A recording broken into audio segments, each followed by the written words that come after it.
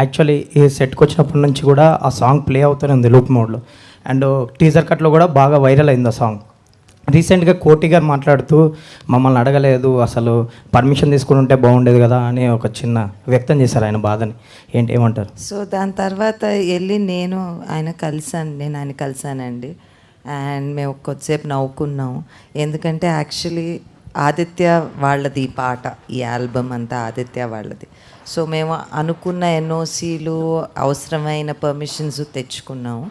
And ఆ information ఆయనకి pass on అవ్వలేదు ఆ టైం. ఆయన బాధ అదే కదా. అవును, అంతే. పర్మిషన్ అడగలేదు.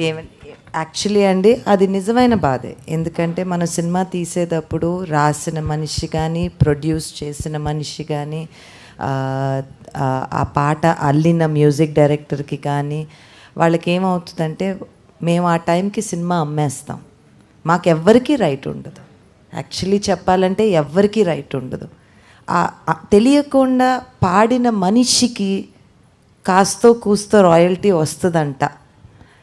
బట్ అది ఎప్పటికన్నా ఇప్పుడు మేము చేసే కొన్ని ధర్నాల్లోనో లేకపోతే ఇట్ ఈస్ ట్రూ, ఆల్ ఆర్టిస్ట్కి ఆ పుట్టుకతో ఆ ఆలోచన ఎక్కడ వచ్చిందో, that story idea, the song idea ఇండియాలో ఐ జస్ట్ థింక్ అండి, ఆయన మనోభావన కరెక్టే, ఆయన అనుకున్నది కరెక్టే. దాని తర్వాత నేను ఆయన ఇంటికి వెళ్ళి ఆయనతో మాట్లాడి మేమిద్దరం ఆయనకు ఇలా కూడా జరుగుతుందా, అలా కూడా జరుగుతుందా అని మాట్లాడుకున్నామండి. So thankfully everything is okay. Shesh గారు,